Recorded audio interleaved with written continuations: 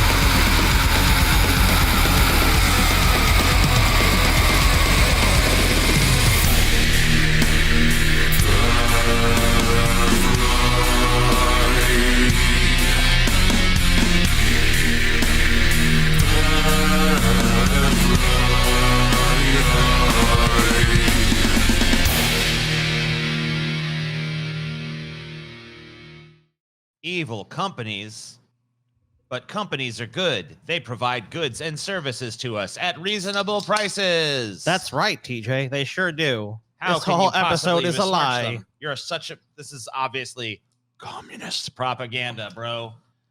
They provide employment to the masses. They provide health care, stable jobs. They make our community whole. And the all-seeing eye of AT&T watches over us every night. As it should. So, this is going to be an easy episode for you guys. So, guys, you know, when you feel bad about the planet, they tell you about all this carbon emissions and shit. It's like, oh, I feel so bad. I'm not doing enough. I'm just not doing enough. I can't possibly do enough. Don't worry. There's only just 20 companies behind a third of all carbon emissions. Crazy, right?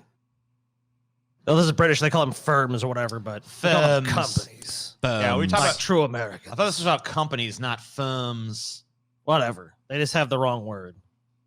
New data shows how fossil fuel companies have driven climate crisis despite industry knowing dangers.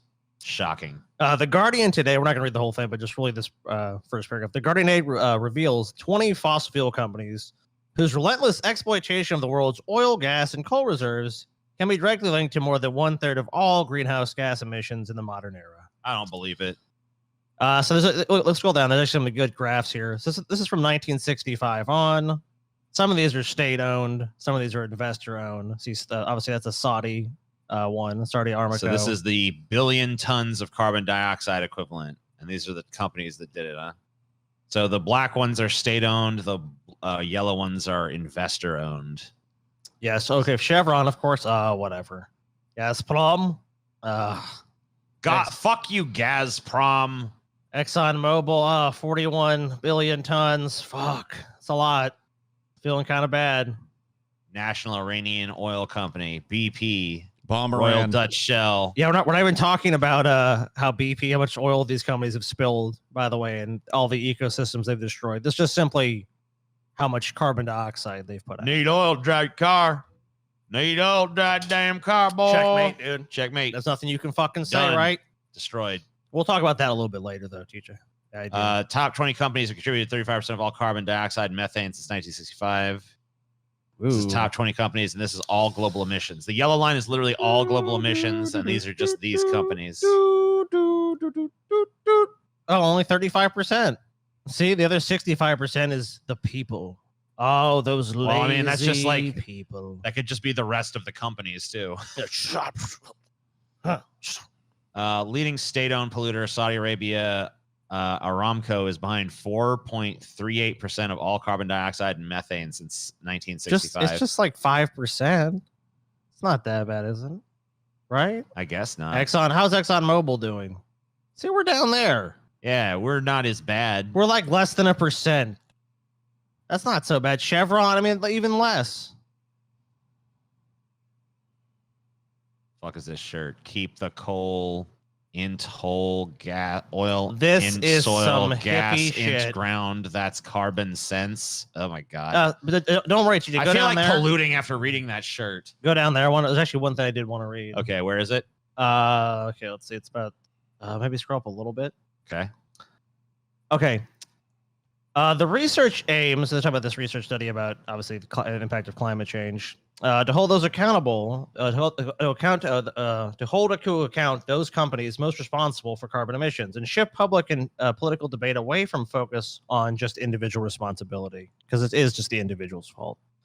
It follows a warning from the UN in 2018 that the world has just 12 years to avoid the consequence of a runaway global heating and restrict temperature rise to 1.5 C above pre-industrial levels. Well, I just want to say these companies are very committed to those goals. I like how our goals have shifted from like, we need to stop this to like, let's try to limit it to 1.5 degrees Celsius temperature rise. A big part of this, though, is how it's blamed on the individual. It's like, well, you know, you people want to drive cars. They want to drink this. They basically want to have their Cokes. Look here, all product of industrialism, like everything around you. So it's like, look, these companies aren't the bad guys. The people, the consumers that want it are really who's responsible. And if they cleaned up their act and did a little bit better, the world would be in a way better state. Plastic polluters. Yeah, let's go switch to them now. Who's dumping the plastic? I've always Who's wondered. dumping the plastic? Oh man, it's gonna be shocking. Let's read a little bit here, TJ. A new report published by the Changing Markets Foundation has shed light on the world's worst companies for plastic pollution, along with the steps they are taking to obstruct and undermine legislative solutions and tackling unprecedented plastic waste crisis. So basically, these companies know what they're doing. They're completely guilty. And they just put a PR spin on I love this everything. shit entitled Talking Trash, the Corporate Playbook of False Solutions. The report's findings are based on industry research in over 15 countries across 5 continents, highly critical of voluntary commitments from the planet's biggest plastic producers, which are being used as a delaying and derailing tactic that is distracting governments and consumers Entirely with empty promises and false solutions. Let's see some of the biggest polluters. Coca-Cola. Nonsense. Coke's innocent. So metric tons of plastic packaging produced annually. 2.9. Oh, was that million or billion? I don't know. Let's see. Metric tons. Yeah, I think it's million. Probably million. 2.9 million metric tons. PepsiCo, right behind Coke, 2.3. Nestle, another great company. 1.7. Dan 1? That must not be around That's here. a French company. You can see the nationality of the company. Procter & Gamble, 714. Unilever. It's a multinational. I know most of these are the U.S. too. What? I'm sorry, what? Mars. Yeah, but what about that Swiss ass Nestle though? Yeah, fuck you, Nestle. Look at those Switzerland frickin' was supposed to be neutral, but in the plastic wars, they've definitely taken a side. Well, they're not plastic neutral. That's for fucking sure. It's hard to not blame this on the people that continuously buy single serving plastic bottles and shit. It's not like anybody has to drink Coke. You know what I mean? I drink it. Well, no, that's what I mean. I do too, but I'm just saying, like, we're to blame, not the companies.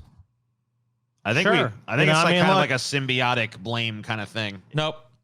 No? No. Because we could keep every one of those plastic bottles, repurpose them in our homes for different things. That's true. We don't have to throw them away. We're choosing, TJ. We're buying that item and throwing it away. We're jerks. Is the company making us throw it away? No. Here's another one. Coca-Cola, PepsiCo, and Nestle lead the 10 worst plastic polluters of 2020. I pulled this one for all their PR spin. So here's basically, they're all evil. We already know that. Right, here they are. So let's scroll down with a little bit of PR. A Nestle spokesperson has responded with the following comment. The latest Break Free from Plastic Brand Audit 2020 report highlights the continued challenges we face as a society in tackling the issue of plastic packaging waste. Yeah, guys, we as a society face some issues. It's not the Joker, dude. Not our company. Society. We live in a society that loves plastic packaging and throws it away. It's like, what the fuck is this? We know we have an important role to play in shaping sustainable solutions to tackle the issue of plastic waste. You're literally the ones doing it. We're working to shape our sustainable role in this, TJ. We're trying to shape a solution. Yeah. We are intensifying our actions to make 100% of our packaging recyclable or reusable by 2025 and reduce our use of virgin plastic to 1/3 in the same period. Wow. So far, 87% of our total packaging and 66% of our plastic packaging is recyclable or reusable, TJ. Or reusable, right? Or reusable, TJ. I mean, any plastic bottle is reusable, right? You can just like, yeah, I'm done drinking this Coke. Now I'll fill it up with water. I mean, look, this year is actually aluminum, actually way more recyclable, but I could use this again. You know what I'm going to do with it, TJ? Shove it up your ass. That comes later. I'm going to throw it away, let it rot in a landfill, then I'll shove it up my ass. You should crumble it up and throw it at TJ's head and see what sounds. Don't do that. That's rude. Why? A Unilever sponsor sent the following statement. Wait a minute. Yeah. You telling me you wouldn't do that to Scotty? Never. Because I respect my brother. Mm-hmm. Really? Yeah. That's news to me.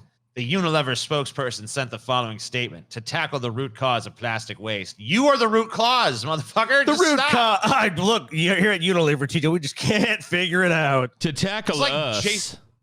This is like Jason Voorhees being like, guys, teenagers end up dead. There's we here at Jason Voorhees consider the murder problem at Camp Crystal Lake to be a serious issue. And it's like, you know what I mean? Like, yeah. I love the depersonalization of just like, it's shocking. Guys, come on, we all got to get together and solve this problem. It's like, you're the one doing it, faggot. And then look at their weak goals. We continue to make progress on innovative changes to help people cut their use of plastic for good. There's more work to do. Stop making it. But we are fully committed to having our use of virgin plastic by 2025. Stop it. Just stop. By the way, anytime these companies list these goals, they're just bullshit. Yeah, they have no intention of these companies them. never make these goals. They just throw it out there to fucking take heat off them. Like, yeah, by 2025, we'll have figured this out.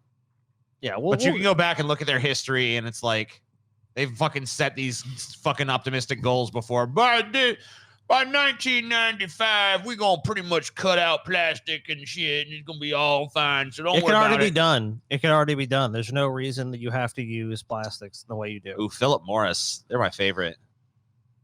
Plastic litter is a major global issue, and cigarette butt littering adds to it. Post-consumer waste and litter prevention are priority topics in our sustainability efforts. Earlier this year, Philip Morris International announced its integrated report that aimed to achieve a 50% reduction of plastic litter from its products by 2025 versus a 2021 baseline. So apparently, why are we even talking about this? Because by 2025, we are committed. Solved, bro. TJ, we are committed. Solve it. To a reduction of plastic litter from its products and our company's products, TJ, compared to now. Ooh, Coca-Cola. What's their PR? In partnership with others. Wait, is 20? I don't see 2025 in it. Oh, 2030. It's gonna take them a little longer. Well, look, TJ, take a little longer here. We are working to address this critical issue of packaging waste and are making progress. Wow. Globally, we have a commitment to get every bottle back by 2030. Wow. So that none of it ends up in litter or in the oceans, and the plastic can be recycled into new bottles. Bottles with 100% recycled plastic are now available in 18 markets around the world. I don't even feel bad. And this is continually growing. Guilt absolved. It's done. They figured it out. Dude, recycle it all. Coke is going to dredge the oceans for all the plastic and make it into new bottles. Yeah. What now?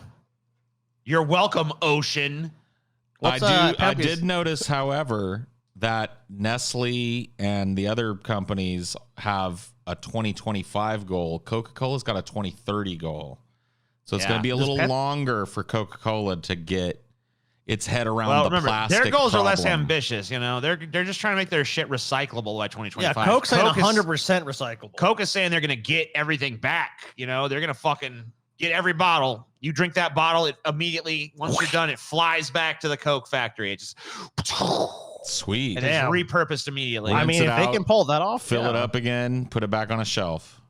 So what is Pepsi's empty promise going to be? Let's see, 2025. 2025 again. That's their year. Coke is a little bit better. They're like, we gave ourselves till 2020. Coke ain't stupid. They ain't committing to 4 years from now. Yeah, 2030 we'll have it all under control. It'll take us till 2030, but we'll fucking. I mean, these people, they promise you 2025. They're fucking blowing smoke up your ass. So, guys, this is good to hear that PepsiCo has taken a firm stand here. PepsiCo firmly believes that packaging has no place in the environment, and we're taking action through partnership. Both Coke and Pepsi are on the partnership bullshit. Basically, they're hiring some outside PR company to make them look better. Yeah. Innovation investments to spur systemic change toward our vision of a world where plastic need never become waste. Amazing. While setting ambitious plastic reduction goals, including decreasing virgin plastic to our beverage business by 35% by 2025. Wow. The Pepsi's just like, yeah, we're going to 35%. Coke said they were going to fucking just eliminate this shit by 2030. Dude, I mean, it is Pepsi. Pepsi's you know I don't know. We can try to cut it by a third by 2025, maybe. We're going to try to slightly, you know what this is called, TJ? You know what? The word just came to me, or the words, harm reduction. Yeah. I believe Pepsi. I believe Pepsi. Out of all these, I think everybody else is bullshitting, but I think Pepsi is on the up and up, and I'll tell you why. And you know what? I will say this new mango flavored Diet Pepsi, I really like it. See, Scotty hates it. This episode brought to you by Pepsi. But I'll tell you why I believe Pepsi more than these other ones. Okay. Does Pepsi flaccidly believe? No. They firmly believe. Firmly believe. I mean, Wait, what more would you want? What more could you possibly ask for Do you Pepsi? see the word firmly anywhere in the Coke statement? Because they flaccidly are going to attempt to get that done. Impotently, Coca-Cola may try to. Pepsi is firm. Let's see. Philip Morris, no firmly there. Nope. Unilever, nope. Root causes, yeah. Yeah, but you know what? Pepsi, though, they let you know immediately. PepsiCo firmly believes that packaging has no place in the environment. Firmly. Case closed, gentlemen. Great companies. And that's why we are halting the sale and production of all plastic products effective immediately. And putting a Pepsi tube in every house. Just push the button and your favorite PepsiCo product comes bubbling directly into your house. We're going to hang it up with the fucking electrical lines. So it just hangs from the existing infrastructure, comes down into your house, hit the fucking button, Pepsi right in your house. Now you don't need plastic. If you watch something one of these 1950s House of the Future, that kind of shit. Yeah. There are always tubes that bring you shit. Yeah, I want those. But we never did get them fucking tubes. The only place in American life for the most part you interact with shit like that is banks. Dude, wait a minute. You go drive up bank. The internet is a series of tubes and it brings you shit. Wow, yeah. Tubes. The tubes. We got one more. I don't even know this company. We got two more. Perfetti. Do they boldly or firmly believe in it? No. Fuck them. Nope. How about Colgate? Working hard. They're working bullshit. hard, but are they working firmly? Where's the firmness? Colgate Palmolive is working hard to create a healthier, more sustainable this just future sounds for get all. off my back shit. Yeah, I'm working hard to create it. We're doing I know it. my responsibility and the people we serve and all that shit. Yes, we do. TJ, by the way, glad that you bring that up. We're on our way, TJ. We're well on the path to eliminating 1/3 of new plastics by 2025. As part of our overall transition to 100% recyclable, reusable, or compostable packaging. We're doing that, TJ. Amazing. We're doing great things here. So apparently this problem is almost solved. We don't even need to worry about it. Yeah, I mean, I was worried before. No longer. Yeah, it's all gonna be fine. I missed one of the stories, but whatever. Did I? It's because it's actually not hyperlinked for some reason, which I don't know. Oh, why. this. Do you want it? Oh yeah, just to show it briefly. I mean, we probably have all heard this, but just to kind of round out our plastic section. All right, I'll just put it here. Yeah. All right, here you go. By 2050, the oceans could have more plastic than fish. And some people point out that might not happen. That might not happen, but it could. That's the point. Already, the ocean is filled with about You're probably right, 165 million tons of plastic. That's 25 times heavier than the Great Pyramid of Giza. By 2050, plastic in the ocean will outweigh fish, predicts a report from the Ellen MacArthur Foundation in partnership with the World Economic Forum. Part of the reason is that plastic use has increased 20-fold in the last 50 years, and it's continuing to rise. But it's, guys, apparently they didn't. Somebody needs to show these scientists the fucking statements that all these companies have made. Well, I mean, I think when those scientists read those and understand and hear those statements from the largest plastic producers in the world, Coke, Pepsi, Philip Morris, all these plastic waste companies, they're just going to go like, oh, well, you guys are committed by 2025 to having your use of virgin plastic and also committed to making it more recyclable. Well, I mean, the problem in the ocean is going to be solved because it doesn't matter if there's already like 165, was it billion or was it million tons?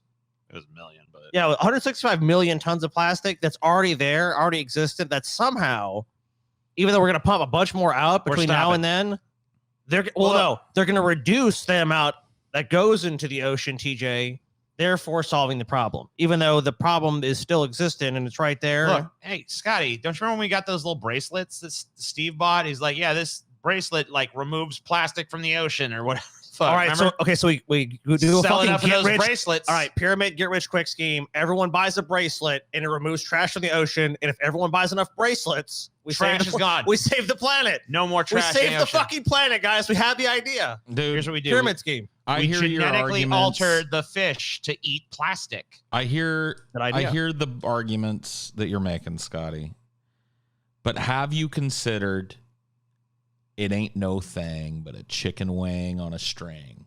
No, I really, honestly, I mean? Paul, I have not considered that. No, I have not. There you go.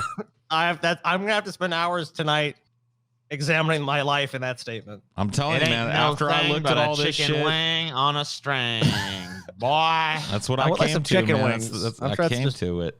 That's. I mean, some factory farm chicken wing sounds great, doesn't it, guys? Mm. So you hear this one a lot from people on the right, and it's kind of it shouldn't be a divisive product, but it really is. And there's actually some reasons to actually not like this. We're talking about electric vehicles, electric cars.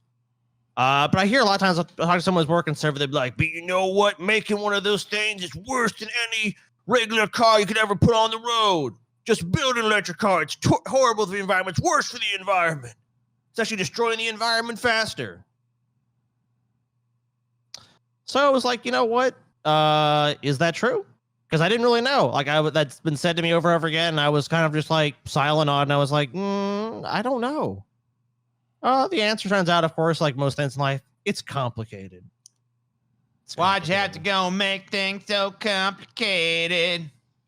So the number of electric vehicles on the world's roads is surging, hitting a record number last year. Obviously, every year, more and more people are buying them. Teslas. Every major automaker is getting into that space. I mean, Ford just rolled out the when I was F-150 Lightning. When I was in California, man, I thought it was goddamn Teslaville, man. It is. There's a Teslas Tesla everywhere. everywhere now.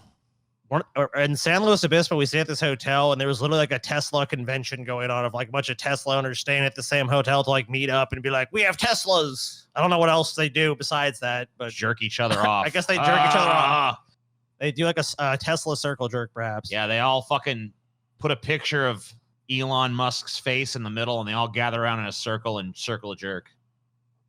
And whoever comes last wins. But, ostensibly it's good, right? We're getting all these electric vehicles on the road, so it's going to be great. Look, we need to reduce fossil fuel use. We got to fucking get that. We got to get this climate under control, guys. This climate's a big problem. Hell yeah. We got to figure out a way to solve it. Fix it. Electric By vehicles, right? 2025. If everyone drives an electric car, the dirty tailpipe is a thing of the past.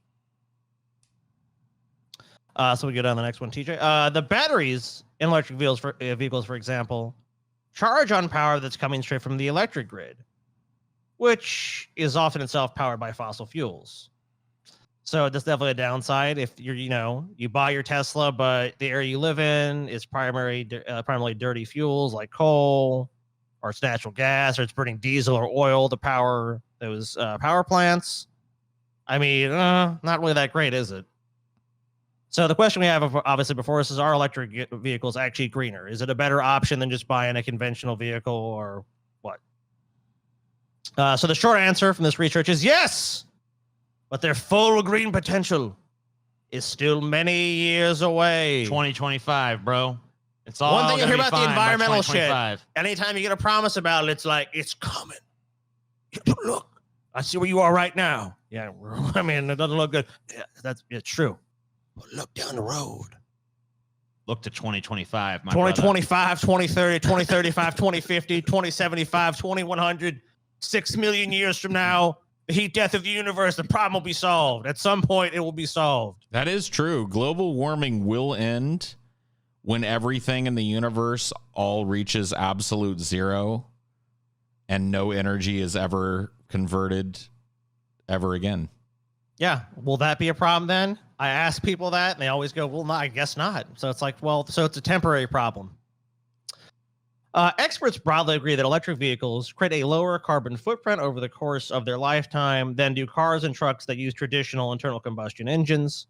Last year, researchers from the University of Cambridge, Exeter, and Nijmegen, I butchered it, so I'm not even going to fuck with it. It's somewhere in the Netherlands. Dutch people get names that Americans can pronounce, and we'll talk. Found that 95% of the world driving an electric car would be better for the environment than driving a gasoline-powered car. It seems kind of obvious, but I guess you got to do a study to prove it, right? Electricity grids in most of the world are still powered by fossil fuels such as coal or oil, and EVs depend on that energy to get charged. Separately, EV battery production remains an energy-intensive process.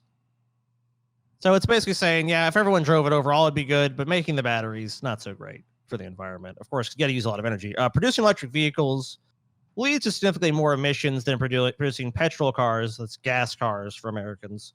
Petrol. We don't use the word petrol, which is mostly from the battery production.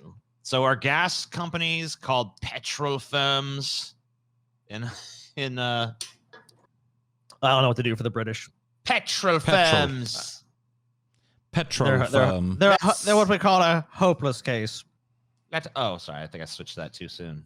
That's fine. It doesn't matter. This is actually a Tesla battery pack here. Whoa. It's big. I can tell you which one when I actually get to that image. Scroll down a little bit.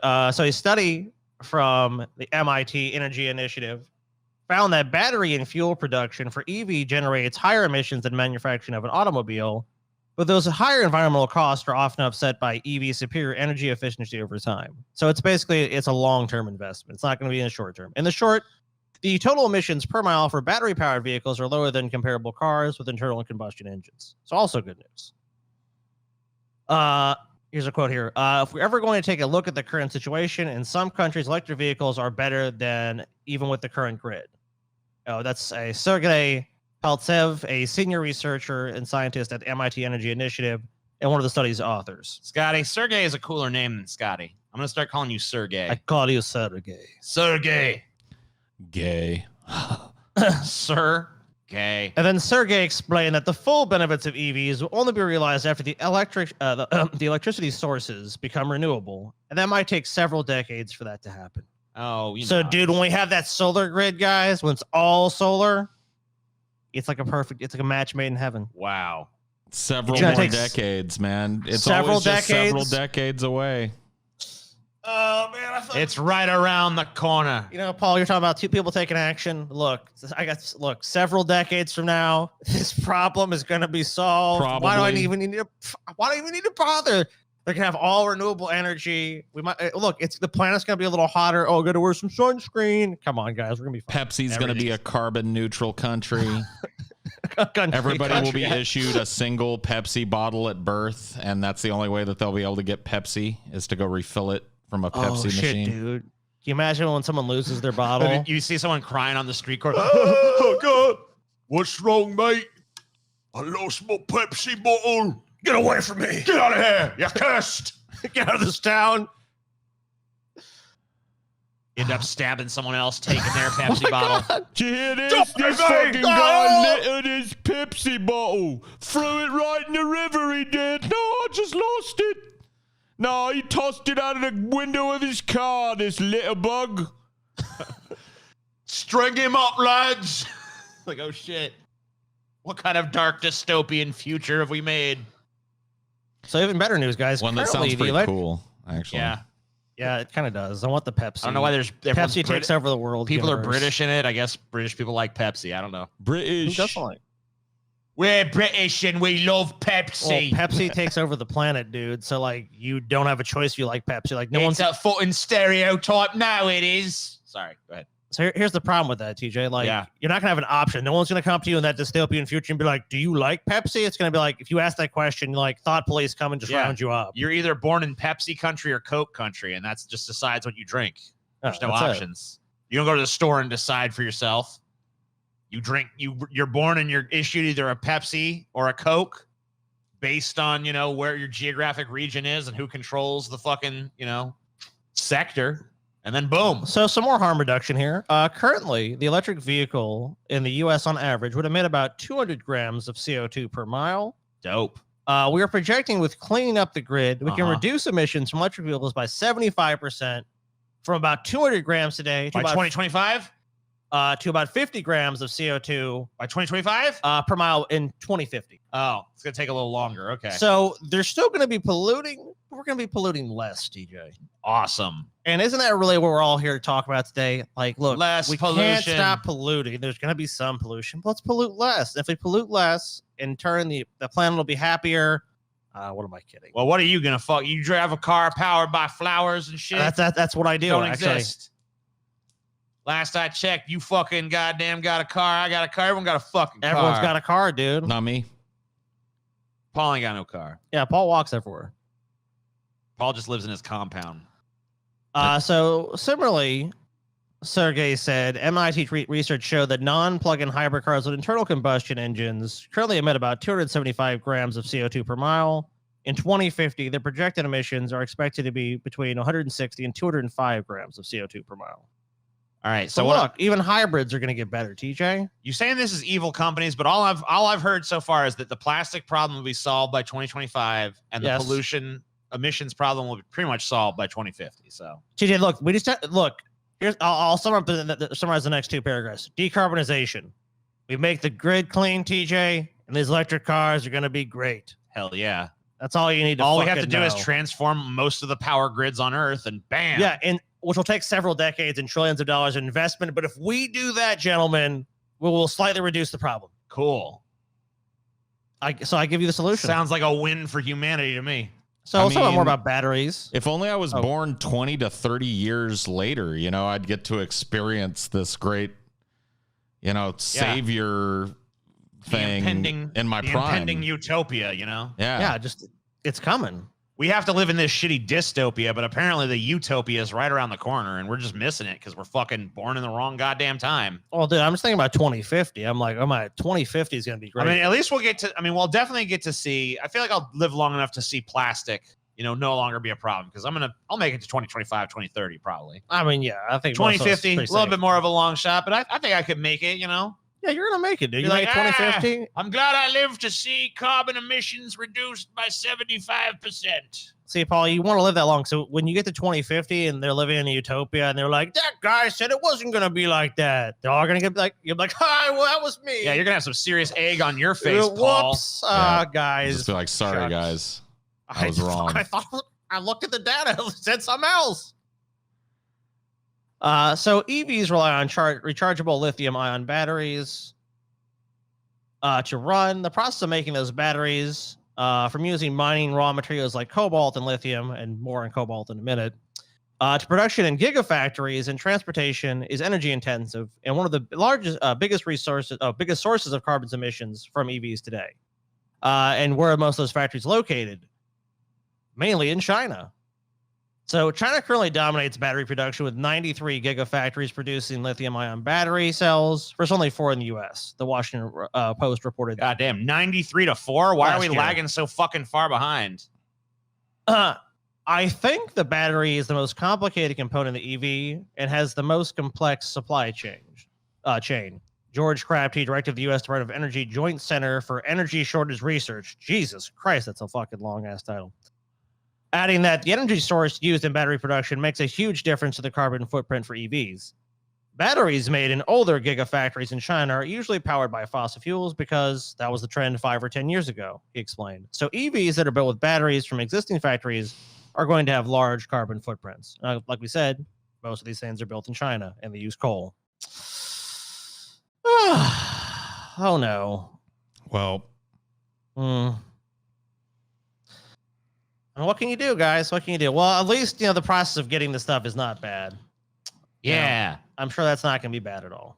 Cool. But hey, but first, before we talk about that, guys, the savior of everything. Next image, please, TJ. Recycling. Christ Recycle, the Savior reuse, is born. If we recycle and decarbonize the grid, everything's going to be great. Awesome. So we can actually recycle these batteries, these EV vehicle batteries. Okay. Experts said they can change over time as raw materials needed for battery production are in limited supply, leaving firms with no choice but to recycle. So there you go. They might have to recycle. McKinsey Hannon outlined other reasons for companies to step up the recycling efforts.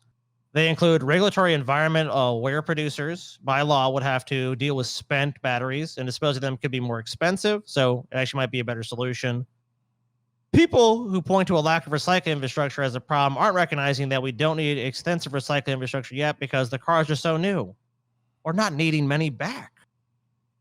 Guys, this is a new thing. We don't look, the whole infrastructure is not there because we don't need it yet. Well, what are you going to do? Wait till you need it and then create the infrastructure? Maybe you should get to work on that infrastructure now. We don't need it. You'll need it. You're going to need it soon. Okay, TJ. when they need it, they'll need it. if it ain't broke. Okay. TJ, what? If it ain't broke, Break it. if it ain't broke, Break it. don't fix it, TJ. That's Don't right. fix it. That's right. I say fix it. Most auto companies are already working to ensure they have significant recycling capacity in place before EVs start reaching the end of their life over the next decade. So look, guys, in the future, yet again, they got the problem solved. Like, we're all here in the present, we're so fucking worried about what's going on. Yeah, but these companies, look. But in the future, they've already solved it for us. If you go to PepsiCo or to like one of these car manufacturers, you look on their little pin board, they got fucking a sticky note on there that says, note to self, build infrastructure by 2030. It's there. Yeah. I mean, there's another note from this other researcher here. It's not a silver bullet for climate change mitigation. Ideally, you also try to reduce the number of cars massively and try to push things such as public transport. Okay, this guy's obviously crazy. Insane communist. Reduce number of cars massively. Push public transit. Public transportation is disgusting. Buy a car. I mean, yeah. Does anyone want to ride the subway? Does anyone want to ride a bus? Sweaty plebs? No thanks. In this era of private conveyance. In the era of the pandemic, do you really want to share? It's like that subway car is a petri dish, okay? All it is a germ factory. That's why you need your own vehicle. Every one of you. So look, I mean, yeah, look, obviously changing the grid and shit's all good, but policies are needed for societal change, TJ. Experts agree that a transition from gasoline-powered cars to EVs is on a panacea for the global fight against climate change. I agree. I've got a policy. I mean, if you want to talk about a policy that cuts to the heart of this shit, yes, one thing. Thank you. One thing. Okay. Eat the rich. Only one thing that they're good for. Ooh, I'm not following that one. Eat the rich, shit out Eat their 'em. remains. And there's nobody else Ew. polluted to pollute the planet anymore. Then we have to reuse all this shit because there's nobody making it anymore. Nobody advertising it, cramming it down our faces. Uh-huh. Just eat the rich. All right, Paul. But you know what, Paul? Are you really doing your part? Because there's things that go hand in hand with societal change that promotes greater use of public transport. So maybe you need maybe look at that, Paul. Hey. Alternate modes of travel, including bicycles and walking. If you guys just walk more and bicycle more, TJ, I know you hate bicyclists, but they're doing their part to save If the you guys planet. could eat one rich person, who would you eat? Warren Buffett, because his last name should be Buffet. Oh, yeah, that's true. Warren Buffett, dude. Isn't he kind of old, though? Don't you think he might be kind of like tough? Is he a little tough? The older the berry, the sweeter the juice. You know what I mean? Oh, okay. I'm gonna go with the original rich guy. I want to eat Bill Gates. Bill Gates. Why Bill Gates? Man, that's going to taste like nerd jism. You know So I what want to eat mean? his brain, dude. I'm gonna eat his brain and gain his you're gonna, knowledge. like, fry up his brain. Yeah, I'm gonna gain his knowledge and power and wisdom and shit, so I can become the Wow. new rich guy. That's Cool. my idea. Yeah, that's pretty good. But have you guys thought about bicycles? Bicycling around town. That's how I want to eat Oprah. you want to eat Oprah. Yeah. Ooh, damn. Why? I don't know. Seems like she plump. It'd be like a fatty meal, dude.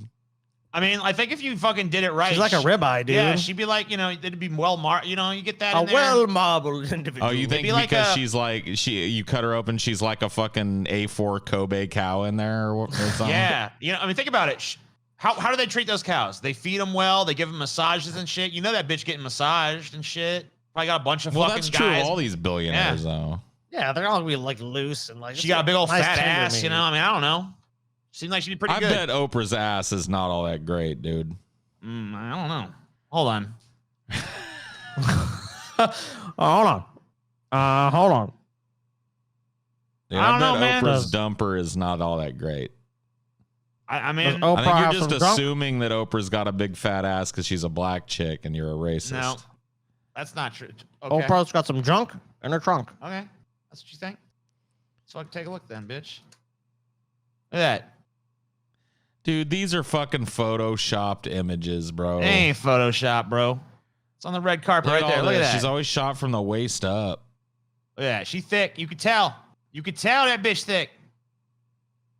All I'll eat Oprah. Maybe she is.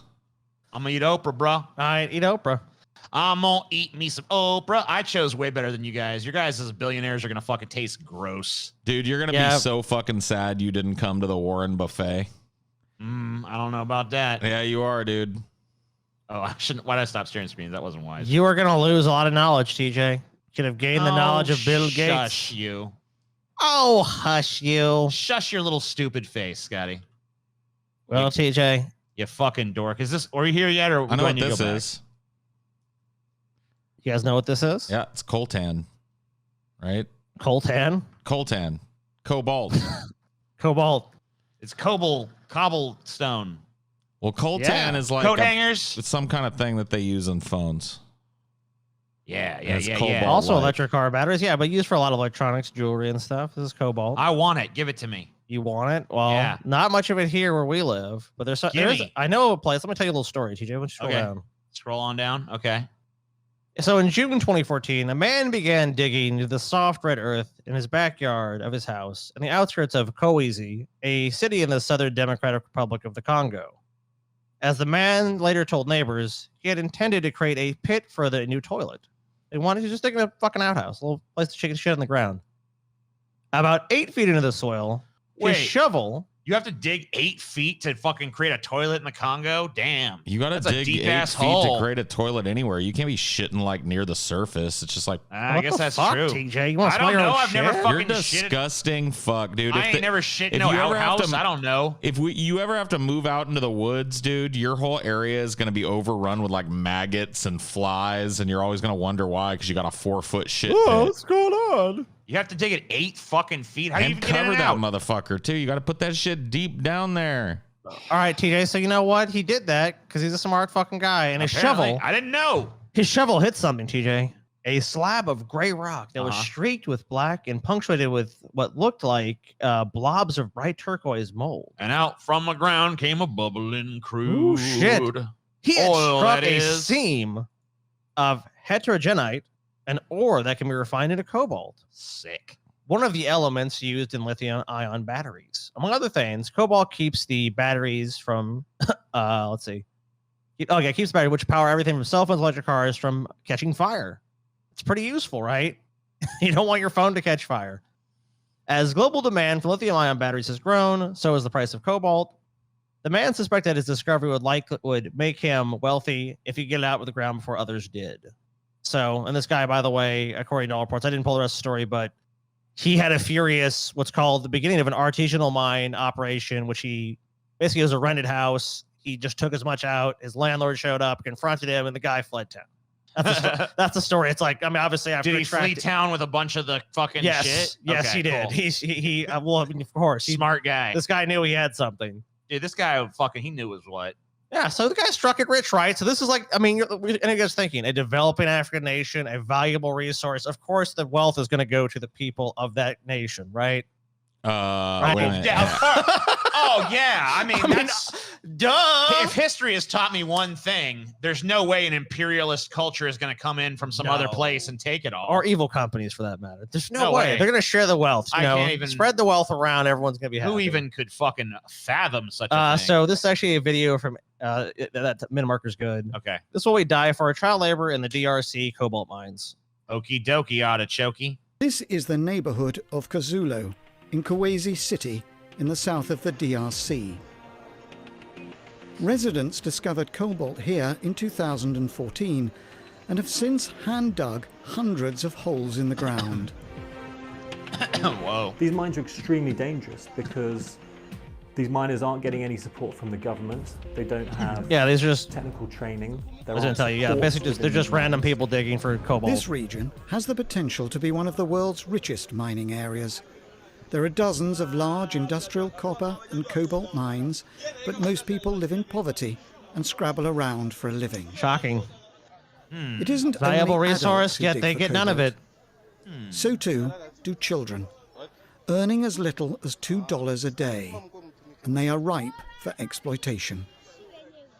The United Nations, which is based in the DRC, says that there are at least 40,000 children working in these artisanal mines in the southern part of the country. How many are working on cobalt as opposed to other minerals, we don't know, but it's clearly a very large problem.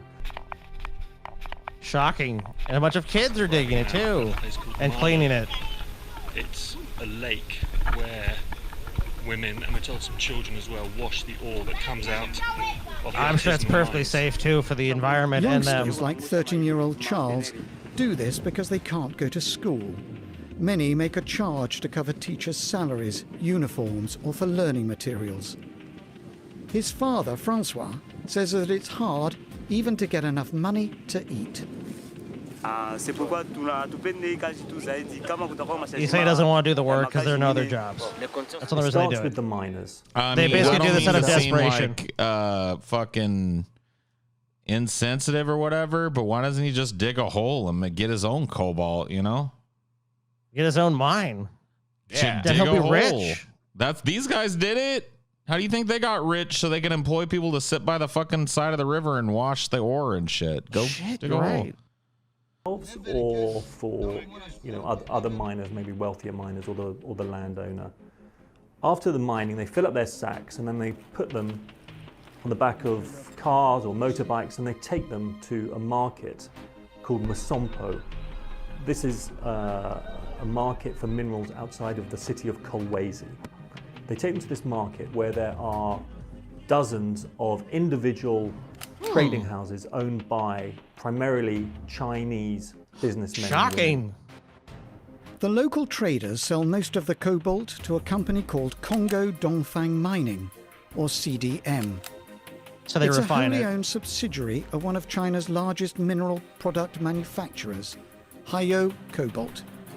CDM has its own smelting operation, which processes the ore before exporting it to its parent company in China. Hayo Cobalt sells its products to component firms in China and South Korea.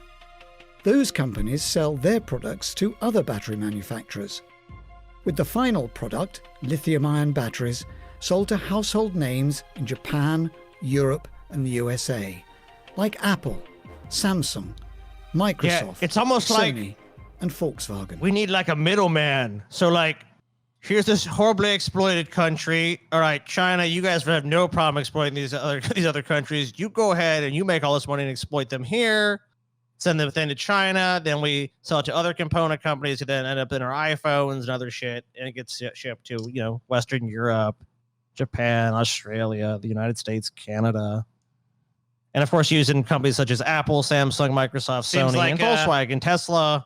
I don't know, man. It seems like those Congo people are a lot better off now, now that they got those jobs. Oh, we're going to talk about that, at the end of that here. We're going got to them talk. jobs, guys. Yeah, they've got jobs, right? Jobs, bro. So, of course, the southern Congo sits atop an estimated 3.4 million metric tons of cobalt, almost half the world's known supply. In recent decades, hundreds of thousands of Congolese have moved from to the formerly remote area. Kawezi now has more than 500,000 residents. So just a rural area now suddenly transformed into basically like a small city, or actually a growing city. Many Congolese have taken jobs in industrial mines in this region. Others have become artisanal diggers. There's some French word that I'm not going to fucking butcher. Cresseurs. I don't know. Some cresseurs secure permits to work freelance at officially licensed pits. So there is somewhat of a regulation, I guess, in some respects. But many sneak onto sites at night and dig their own holes and tunnels, risking cave-ins and other dangerous in pursuit of actually, of course, money. Hey, do what you got to do. What you got to do. There's an official way to do it. Scratch, bro. But we all know if you do it the official way, there's less money in it, so people are gonna go in the black market. You ain't making no money in that shit. We can keep going. Let's see. In the video? Yeah. We believe that companies have a responsibility to ensure that they aren't in any way profiting from human rights abuses. Responding. Wait, how are we as companies supposed to profit without fucking human rights abuses, huh? Yeah, how are they supposed to get your iPhone? What are we supposed to do? Fairly compensate the Congolese? Fuck that shit. Well, remember, TJ, they're not buying directly from them. Yeah. They're buying from another company, from another company. So that, there's this plausible deniability in the whole chain of things. We're not the ones exploiting them. The Chinese are doing it. I am merely going to a battery supplier. I'm not children. Dude, everybody gets fairly compensated, and and TJ's like, a phone's now $3,500. Fuck this, man. Give me my exploitation phones back. Yeah, amen. What the fuck? This phone is too goddamn expensive. Keep the cost down. Beat them Congolese kids. Get that cobalt, you little bastard. Get in that hole. Get the fucking cobalt now. Need my phone cheap. You do. Well, I don't want to personally do that, but I want to buy from a person who buys from a person who buys from a person that does that. Hell yeah. And why wouldn't you? Keep that little bastard in there digging that cobalt. To Amnesty's allegations, Heyo Cobalt said, Our company has not been aware that any of our legitimate suppliers has hired child labour in their mining sites or operated in unsafe working conditions. CDM has rigorously selected its ore suppliers to ensure the procurement of raw materials through legitimate channels. Amen. So basically, this is demonstrably false. If all you have to do is go to the place where they're getting this stuff, and it's right there. Like the guys walking around, it's not like there's a secret with people walking around Kwesi. Like Scotty, what's going on here? I wasn't aware that it was happening though. Oh, you weren't aware? I wasn't aware. Yeah, so these multinational Chinese companies are just blissfully unaware of where their ore comes from. I think not. Hey, you saw it. They have a marketplace set up. They don't know where the fucking ore comes from. The ore is brought to them by others. They don't know how it fucking came to be mined or any of that stuff. And here's the thing. They're actually talking about how these deposits formed. This guy basically is a U.S. Geological Survey scientist named Hitzman. A nerd, let's be frank. Yeah, a nerd. Who teaches at University College Dublin, explained that the rich deposits of cobalt and copper in the area started around 800 million years ago on the bed of a shallow ancient sea. Over time, the sedimentary rocks were buried beneath rolling hills, and a salty fluid containing metals seeped into the earth, mineralizing the rocks. Well, let me ask you something, Scotty. What? How could that have formed 800 million years ago when the Earth is but scant 6,000 years old? Because the Earth is billions of years old. Oh, okay. Sure thing, boy. Okay. All right there. Not what Jesus Christ, the Lord and Savior, had to say, but all right. I like this quote. Today he said the mineral deposits are higgly-piggly folded, broken upside down, back, asswards, every imaginable geometry, and predicting the location of the next buried deposit is almost impossible. Well, that's great. I'm sure that will not be used to exploit all the resources of this country anytime soon. It's just going to be nothing but like holes pretty soon. Yeah, it's going to be like the Swiss cheese country. What's that fucking phobia of like a bunch of holes next to each other? Oh, I don't know. You know what I'm talking about? Tripoptophobia, I think it's what it's called. It'll be like the nightmare land of those people. Basically, like be their hell. So, TD, you brought up a good point. How are these people doing economically?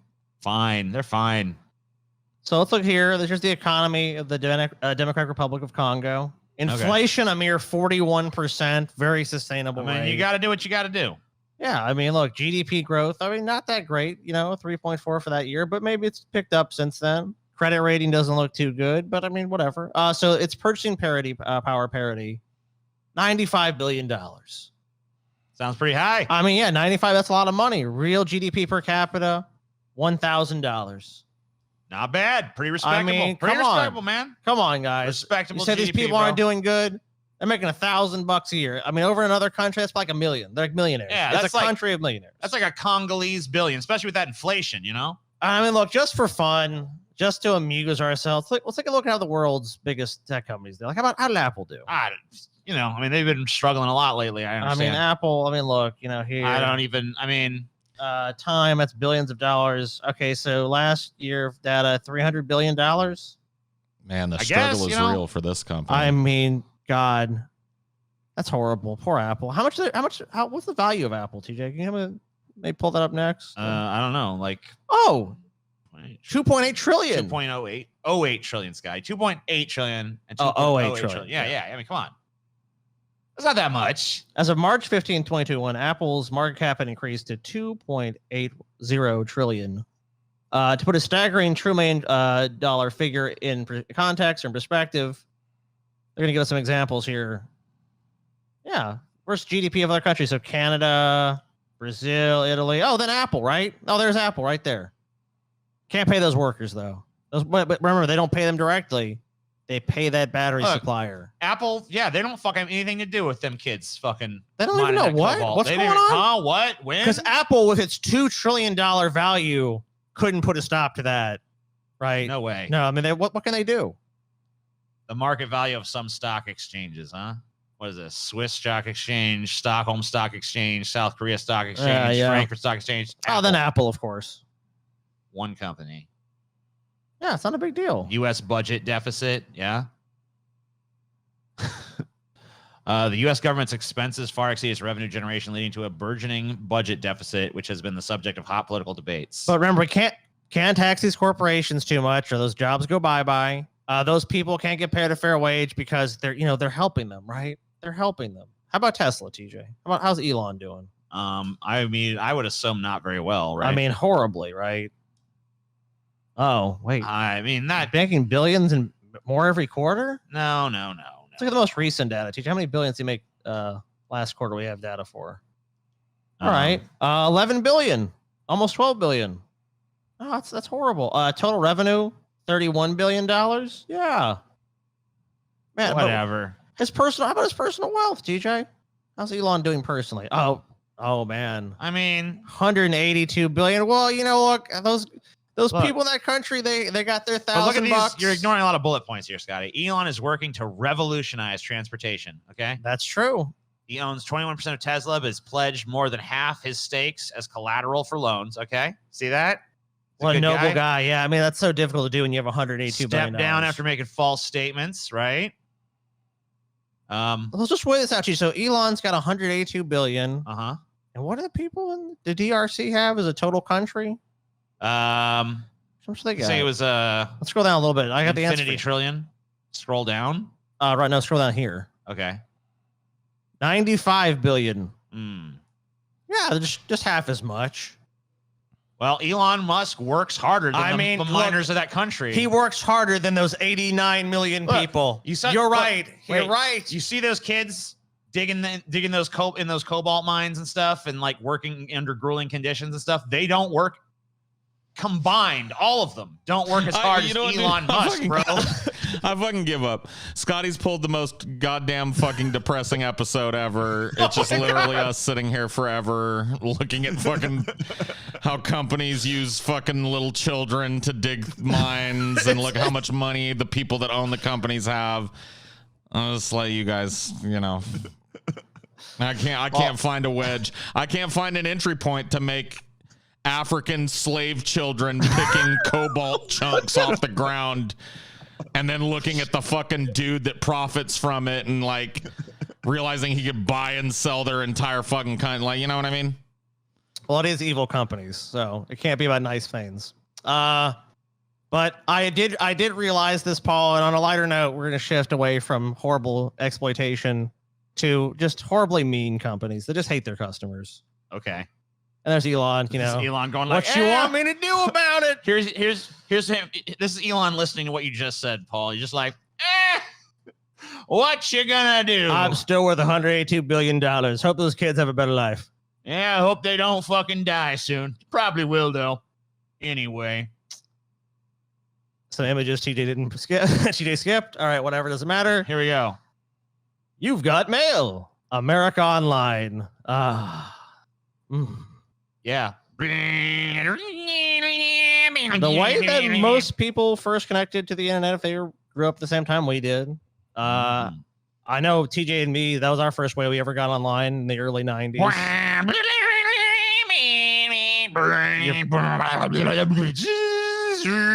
I still remember me and you go to an AOL kids chat room. We got banned. We kept saying this some kid named Viper Boy was like, Viper Boy sucks. Viper Boy sucks. Hell yeah. The beginning of trolling on the internet. And as yet again, Urban Dictionary did not fail me. The dial-up internet provider that never lets you cancel your membership, which is the focus of what we're going to talk about tonight. Many people I know have tried to cancel membership with no success. So they got a little skit here. I would like to cancel my AOL membership after a long conversation, but we'll give you 2 months free. All I want is to cancel membership. I don't want anymore. I have cable modem now. But AOL is the best. And we're actually gonna hear an exchange much like that. Okay. Do we got it? You can never. I've put level, but you can never leave AOL. AOL refuses to cancel poor man's account. Hi, this is John at AOL. How may I help you today? I want to cancel my account. Sorry to hear that. I just want to cancel my account. Go ahead and pull your account up here real quick. Can I have your name, please? Vincent Ferrari. Been this account for a long time? Yep. It's just quite a bit. What was causing you to turn this off today? I just don't use it anymore. Do you have a high-speed connection like the DSL or cable? Yep. How long have you had that? The high-speed? Years. Well, actually, I'm showing a lot of usage on this account. You got a ton. Yeah, a long time ago, not recently. Okay. I mean, is there a problem with the software itself? No, I just... Yeah, it just sucks. That's the problem. I don't want it. I just don't need it anymore. Okay. So when you use this, I mean... So he said he wants to cancel, and he's now 2 minutes into his actual conversation with the AOL representative. What difference does it make? I don't want the AOL account anymore. Can we please cancel it?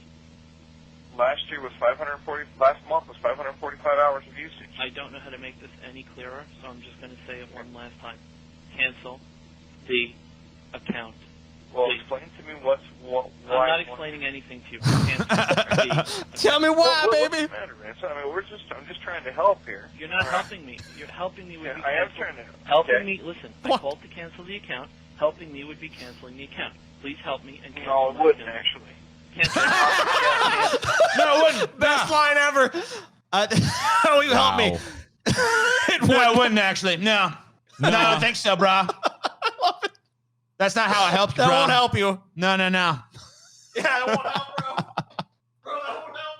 What you want me to do, man? Canceling your AOL account? Are you crazy, bro? Cancel the The account. worst thing that. Cancel. The Would be the worst thing, man. Yeah, because I'm just trying to figure out.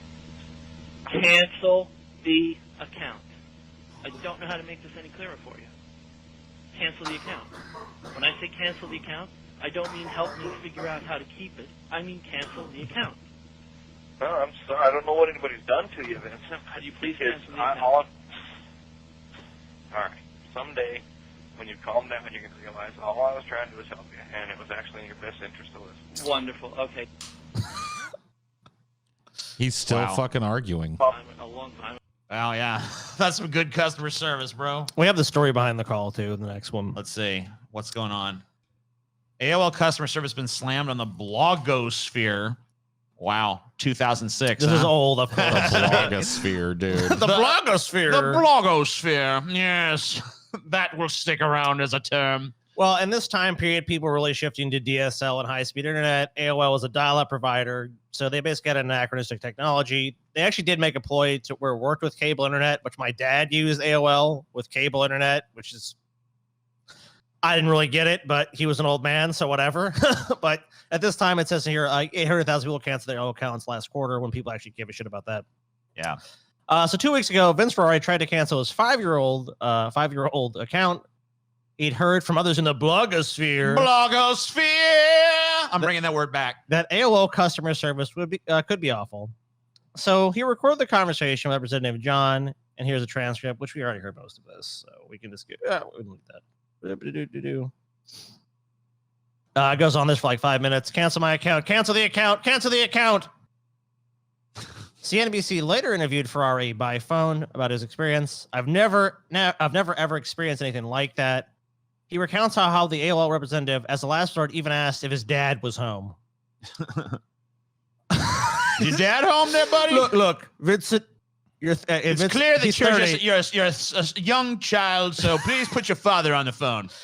I think I could have put up with everything with everything, but at that point, when he asked to speak to my father, I came very close to losing it at that point. He's 30 years old, dude. I mean, that's of course that this guy. This is his last ditch effort to be like, if this guy can go like motherfucker, it's like click, I can hang up, and he has to call back and do all this bullshit again.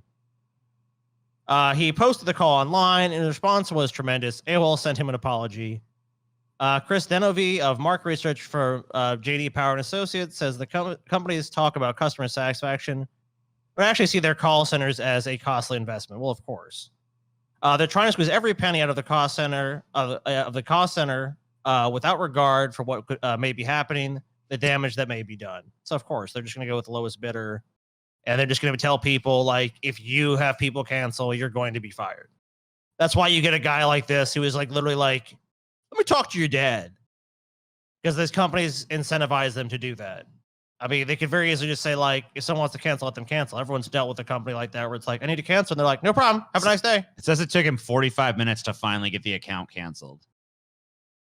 Yeah, well, that's the idea. The idea... That's clearly like a corporate strategy. Keep them on the line as long as you can. Most people will hang up in frustration and shit and pay another month. It's like, if a customer calls trying to cancel, just keep them fucking delay it as much as possible. Hope they give up. Yep. Oh, dude, argue with them passively.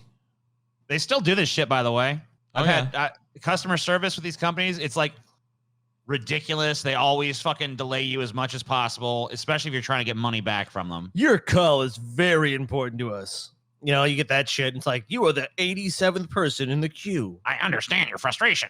Your estimated wait time is 300 hours. It's like, okay, well, fuck you. I've been dealing with a fucking issue with this with Amazon for a fucking a little while. I ordered a fucking new water cooler because my water cooler had been fucked up.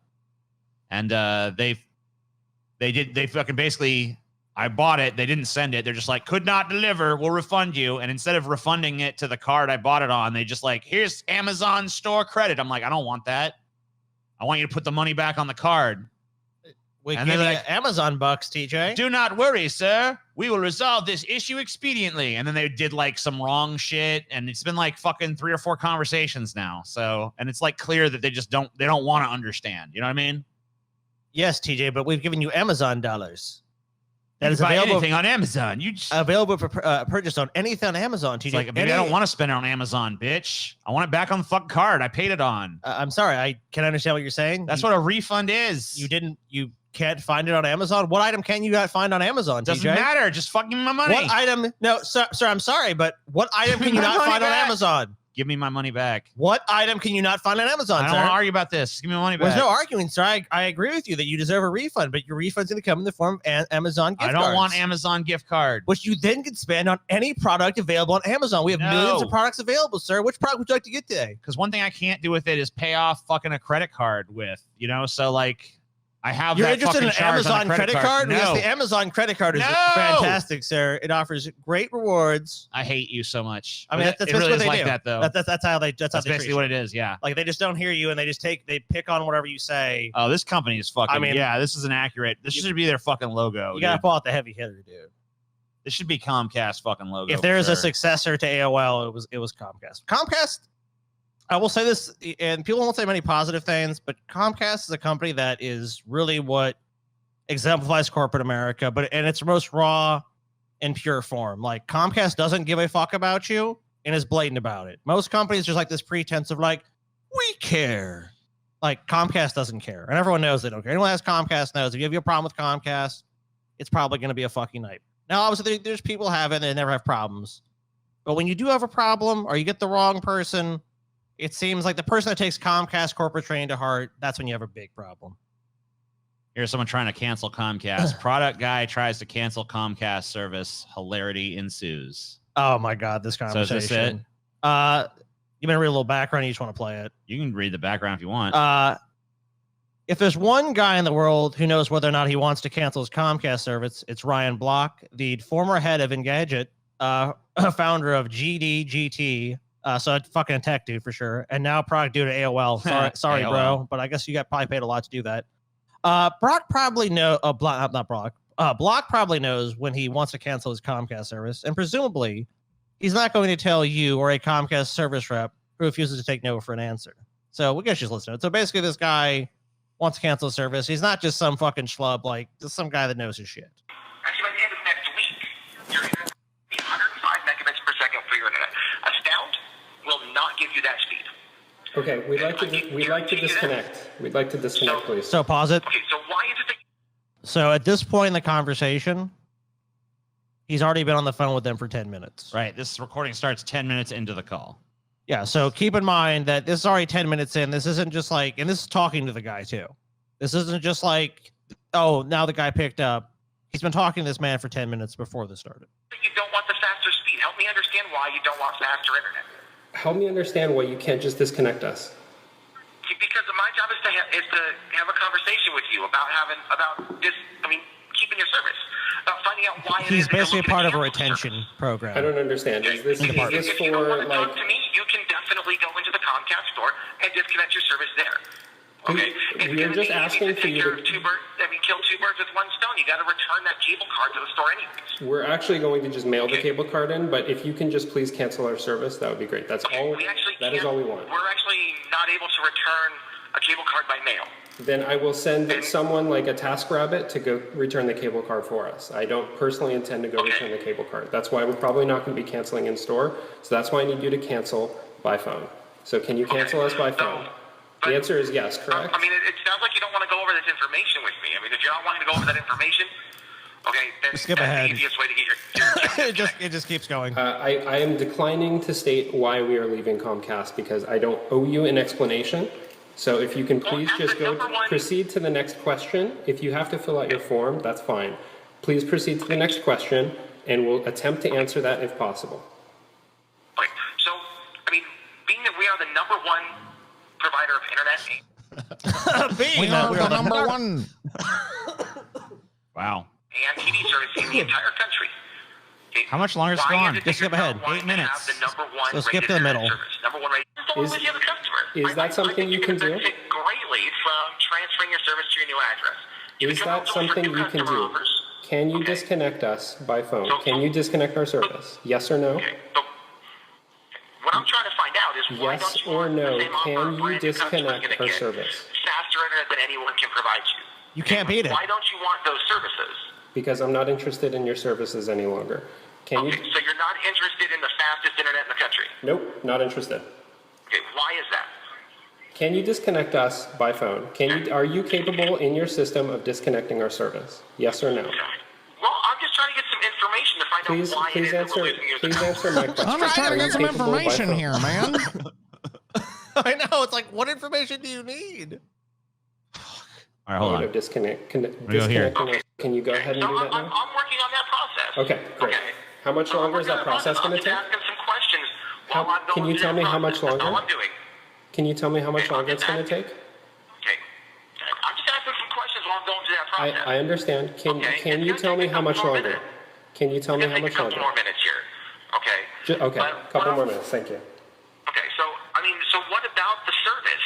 Is it that's causing you to want to change? What about these offers that we have available to you? I'm good. I'm just going to wait until you can confirm that we've canceled service. So I'm just going to hang out Okay, here. well, you're all set. You know what? It's disconnected. I'm really sorry to see you go to something that can't give you what we can, but I'd like to thank you. Does this guy have a personal actual investment in this dude being a customer at Comcast? Does he get paid extra money if this dude gets retained or something? Probably, there are probably bonuses and incentives for customer retention and etc. And it's probably standard operating procedure at this fucking call center to be this fucking nattering and impossible to cancel. He won't even answer direct questions and shit. It's just because he's trained not to. Because you're the reason this guy's trying to ask him, "Can you unhook my shit?" is because if a guy says yes, then it becomes apparent that this guy isn't doing what he's asking. So he just doesn't ask. Can you unhook my shit via the phone? I'm just trying to find out why you'd want to leave the fastest internet company in the world, sir. That's what I'm trying. I'm at that step right now, is like trying to understand what kind of empty-headed fucking douchebag.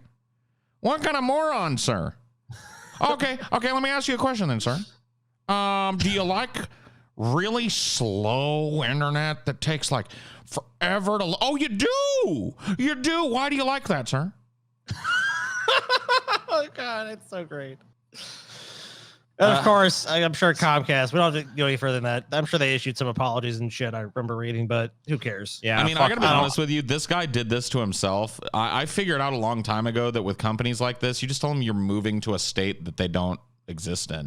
Like, especially like Comcast. When I canceled my fucking California Comcast, I just told them, like, I'm moving to fucking Texas. Ain't no Comcast in Texas. Or whatever it was. Yep. I got some other shit there, so... Yep, already set up, already done. Nothing you can do to keep me as a customer. I literally don't live in the state anymore. Bye. Yeah, it's different service area. Sorry. I love this story too. This is great. Life, death, taxes, and Comcast. This is a story from a commenter online. I called to cancel my Comcast service, and it turned out to be in my deceased husband's name. I told him, yeah, he was recently deceased, and I was told I could not cancel the service. Only my husband could. Like, what? Wait a minute. Recently deceased, so her dead husband essentially would have to be the one to cancel the service.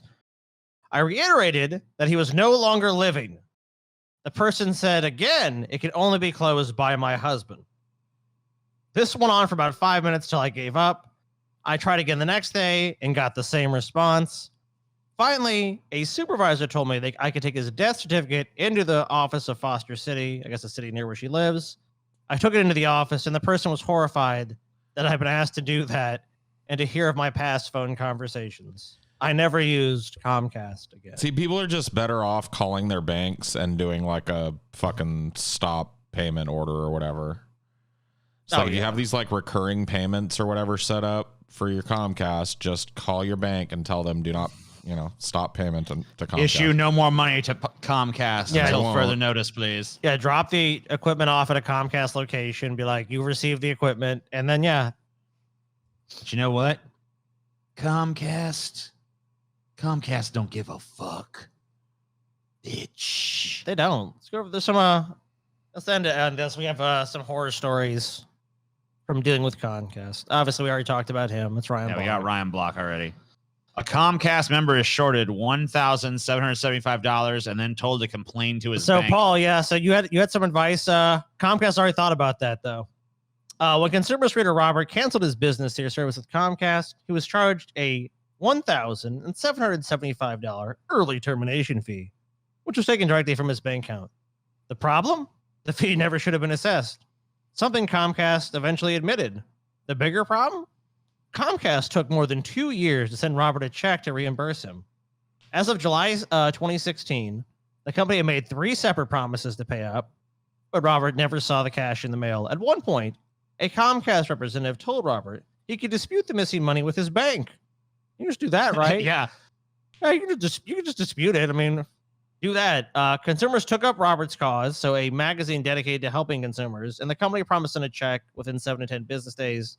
After 2 years of waiting, it finally happened. No interest.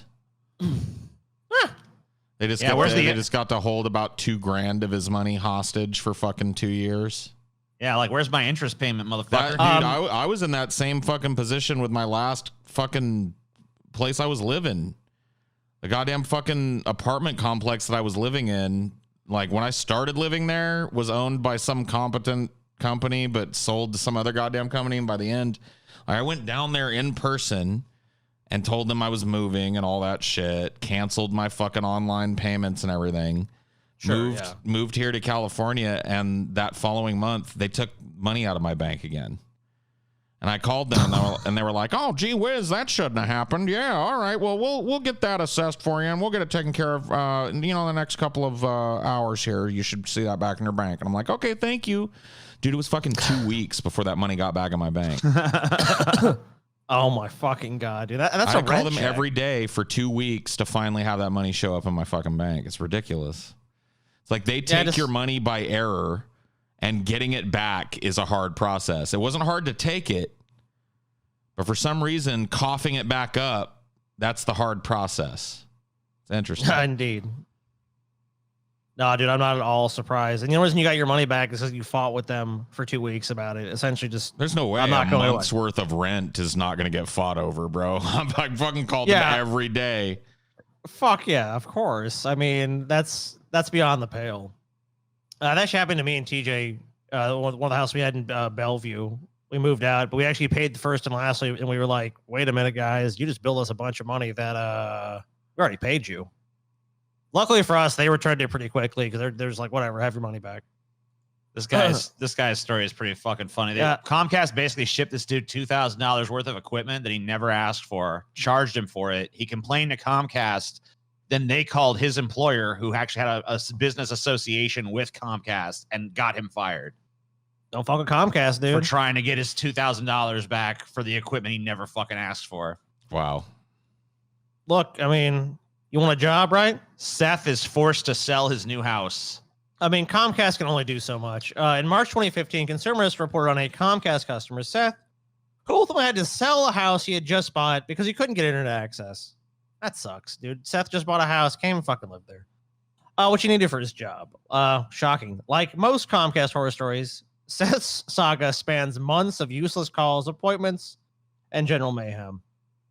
The story also points to a larger problem of cable providers falsely claiming service is available in certain locations. Broadbandmap.gov showed several internet options available at his address, but just to make sure, Seth asked Comcast before purchasing his house if the address was serviceable. He was misled in the end after Comcast vaguely quoted him $50,000 to $60,000 to charge to bring service to his location, and he had no luck with alternate providers. He had no option but to sell his new home. How did he sell a home that couldn't be hooked up to the internet? I don't know. That's insane though. Like, oh, I'm sure he probably bought some house in the sticks where it's all like, oh yeah, we're running cable out there all the time. Oh great. Yeah, so you have options out here. Yeah, you got satellite internet. Comcast. Oh, we could do it. You're at the end of the line though, so another 50, 60,000, 60 grand, dude. Done. Even if you were rich and you could say, yep, 60 grand. Can you imagine how fucking much they would bungle that and fuck it up where you ended up paying 60 grand and it's like, well, actually, after that 60 grand, Comcast cannot provide service to you, but we're keeping the 60,000 as an investment into the local infrastructure in this area. And your neighbor right across the street, in fact, you see him over there? He's getting complimentary lifetime Comcast service run to his house. I like this one. Lisa's bill is addressed to Asshole Brown. Damn. Lisa Brown called to cancel the cable TV portion of her service. She was, of course, transferred to a retention specialist, specifically trained to talk her out of it. She fucking went through that fucking ordeal. And then the next service bill she received was addressed not to her husband, Ricardo Brown, but to Asshole Brown. What the fuck, dude? How petty. You know what it was? It's like, yeah, I was never rude. You know what it probably was? She was probably just like, okay, and just didn't argue and wasn't mean. Just like, all right, just cancel me. And they just probably pissed them off so much, like, Asshole Brown won't play my sick fucking game. Here's another thing about people needing legal documents to cancel an account. Oh my fucking God. Tim Davis, what is this? Another guy that I'm sure. Another guy fucking dealing with Comcast. Ladies and gentlemen, Timothy Davis here. That's a long video, previously so. installed the service and did not me in no uncertain terms. When Tim, I guess I did something wrong. Yeah, when there. Tim Davis was with this article, when Tim Davis attempted to get a false charge of $82 for service call removed from his account, he was repeatedly told it was a valid charge and nothing could be done. However, Davis had recorded a prior customer service call with Comcast. Oh shit, good on you. Which he expressly told them it would not be charged for it. So, it's a free service call, sir. It's free. It's going to be free. It's going to be free. It's free. After a lot of back and forth dispute, the Comcast representative finally called Davis back and told him he would receive his account credit. In the recording, when Davis asked why she had insisted it couldn't be done before, she says, "We try to negotiate. And again, that is a valid charge. But since I advised my manager that there is a recording and you were misinformed, she's the one who can approve that $82. So, like, we're just liars. Our word means nothing. or This is negotiating with you. This is the Betty girl that with the dead husband. The dead husband. Dan Furia's saga of false charges. After canceling service, Dan Furia recorded himself returning his Comcast equipment, and kept a copy of the return receipt. Ironically, he was still charged $360 in unreturned equipment fees, as well as $960 termination fee. Oh my God. In his own blog, Furia documented 25 failed attempts to reverse the charges, but it wasn't until he wrote about the experience on Reddit that Comcast responded. Furia said Comcast's corporate office called him 5 times within 18 hours after his post went viral with offers to credit his account. That's the only thing these motherfuckers really give a shit about is something that could fucking prevent them from getting new customers. They're like, oh shit. So it doesn't really matter because they're fucking pretty much in the areas where Comcast exists. Comcast is a monopoly. Functional monopolies. Yep. Yep. Yeah, so it's like you don't even have a fucking choice. Like if you move a certain place, it's like what's the internet provider here? And if Comcast is it, you have to deal with Comcast. Yeah, and the only way that you're gonna get your way with Comcast is just through endless fighting with them, endless arguing, having like legal documentation or proof that what you're saying is true, or just getting a bunch of PR, a negative PR spin on it, and they're gonna go, oh shit, we'll just give him what he wants. Which I think they've actually gotten a lot better and also just buying people off more, I'm sure. Because I've noticed, like, as the reputation went down more and more, suddenly you didn't start seeing some of these bad articles about Comcast. It's like, So, like, because a lot of this shit dates back. Like, 2014, 2015 seems to be the heyday of Comcast hate. Well, they've probably just, like, become more social media conscious since then. I think that's probably what it is more than anything. It's like someone starts complaining online. It's like, oh, shit. Fuck, this is a pain in the ass. Okay. You get a $25 Comcast gift card. Aaron Spain gets put on hold until the department closes. Dude, I fucking love this one. He calls up, tries to terminate his account via phone. He was told he would need to transfer to the appropriate department. He was subsequently put on hold for more than 3 hours. When he tried to call the department from a different phone, recording explaining the department was closed.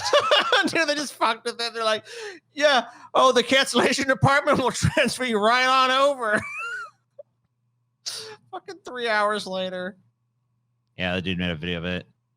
Comcast can't fix a billing address. Why not? They just can't. 2 separate Comcast representatives told him the address wasn't vital information until he figured out how it was the mail forwarding address for the people who previously owned his new home. In other words, it was listed as his billing address. It took 5 separate phone calls to Comcast and finally an in-person visit to a Comcast office to have a Comcast employee fix the 2 address lines.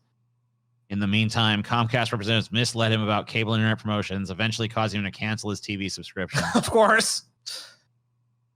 Jesus. So Comcast just lies to get you as a customer. If there's actually any competition, the minute they get you, they just fucking to a 180. You're like, we're actually an evil company and everything we told you was a lie. And it's like, well, I want to leave. Well, I want to cancel. You can't.